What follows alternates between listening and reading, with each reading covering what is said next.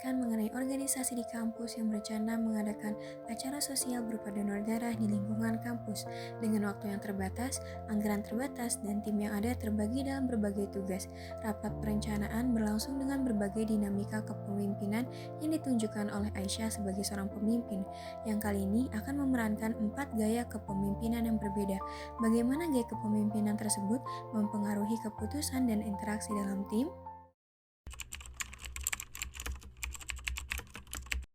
Oke teman-teman, aku minta perhatiannya sebentar.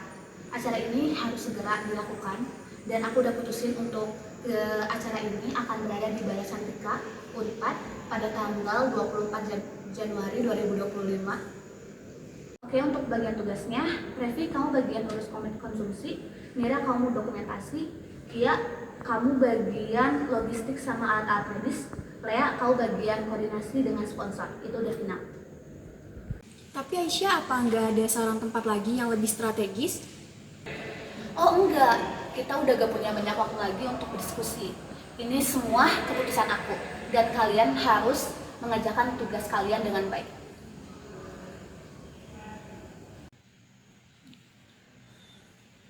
Kayaknya kita nggak bisa ngusulin ide-ide kita deh.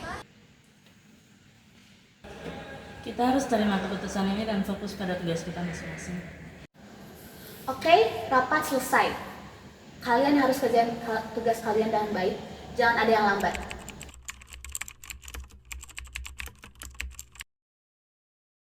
Oke teman-teman, karena waktu kita sedikit lagi nih menuju acara, aku ingin tahu dong ide dari kalian. Ada yang punya ide nggak untuk tempatnya di mana?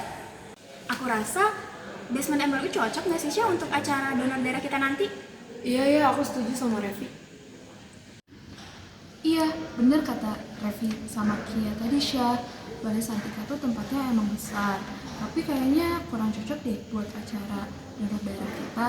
Lebih baik kita cari tempat yang lebih nyaman, aman, dan mudah diakses sama banyak orang.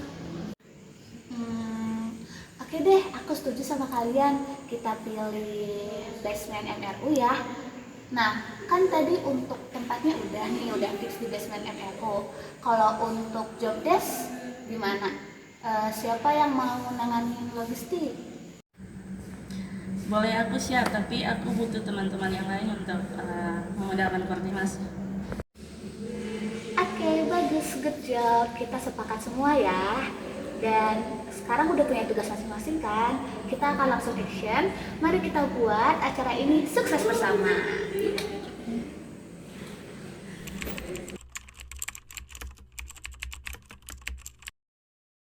Seperti yang kalian tahu, kita punya acara besar, tapi aku nggak mau tahu itu campur tangan. Jadi kalian harus mandiri ya, dan kalian bisa mutusin sendiri sih. Aku percaya sama kalian.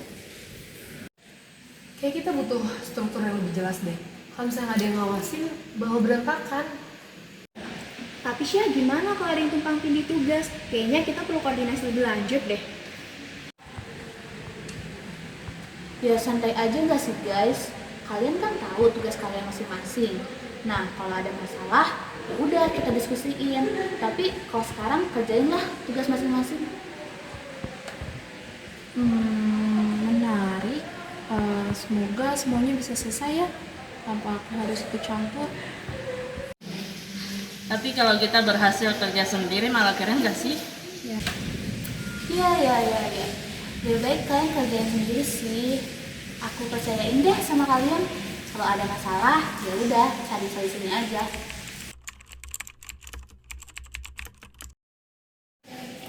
Teman-teman, ini bukan sekedar acara. Ini adalah kesempatan kita untuk memberikan dampak yang nyata bagi masyarakat. Kita bisa membawa perubahan besar dan kalian semua menjadi peran penting di dalamnya. Ya, aku setuju tuh Syah sama saran kamu. Aku harap acara ini bisa berjalan dengan baik dan bisa memberikan dampak yang baik untuk kita semua. Iya, kita bahkan bisa ngelibatin banyak relawan lain dari organisasi lain, dan at the end acara kita bakal jadi acara yang besar. Iya nih, aku udah siap banget untuk jadi bagian perubahan dari acara ini. Aku ingin acara ini bisa jadi kenangan, bukan hanya untuk aku, tapi buat kita semua. Aku akan memastikan setiap detailnya terkontrol dan sukses pasti kita raih. Oke teman-teman, aku yakin kita semua bisa. Dengan semangat kita, tidak ada kata mustahil. Kita bukan hanya kerja, tapi bertransformasi. Semangat semua! Semangat! Kepemimpinan bukan hanya soal siapa yang berada di depan, tetapi bagaimana ia membersamai anggotanya dalam mencapai tujuan bersama.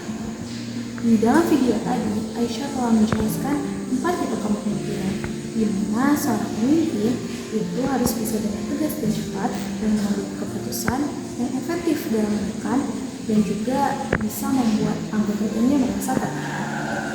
Di lain kesempatan, seorang pemimpin juga harus bisa membuat ruang diskusi, memberikan saran, dan mengambil keputusan secara bersama yang membangkitkan semangat, rasa memiliki, dan kebersamaan. Namun saat ia membiarkan tim berjalan dengan kebebasan penuh seperti gaya laissez faire, itu membuat adanya sebuah kebingungan karena tidak semua tim bisa membuat perubahan tanpa adanya suatu arahan. Tapi kita bisa melihat juga bahwa tadi Aisyah sangat menginspirasi melalui misi besarnya dan semangatnya melalui gaya transformasional itu bisa membuat semua anggota tim merasa menjadi bagian dari misi besar, bukan hanya menjalankan sebuah tugas. Melalui semua itu kita belajar satu hal penting, tidak ada gaya kepemimpinan yang sepenuhnya salah atau benar. Setiap situasi butuh pendekatan yang berbeda. Kadang kita butuh ketegasan, kadang juga kita perlu banyak mendengar. Ada saatnya kita memberi kebebasan dan ada saatnya kita mendorong visi besar atau memastikan target tercapai. Menjadi pemimpin bukan hanya harus terfokus pada satu gaya. Justru pemimpin yang baik ialah pemimpin yang dapat membaca situasi anggotanya, yang dapat memahami para anggotanya, dan dapat merangkul keberagaman yang ada di antara para anggotanya. Di tengah dunia yang terus berubah, marilah kita belajar menjadi pemimpin yang tidak hanya mengatur, tapi juga menginspirasi. Karena menjadi pemimpin tidak hanya memerintah, tetapi memberikan arah. Jadi, tipe pemimpin apa yang cocok buat kamu?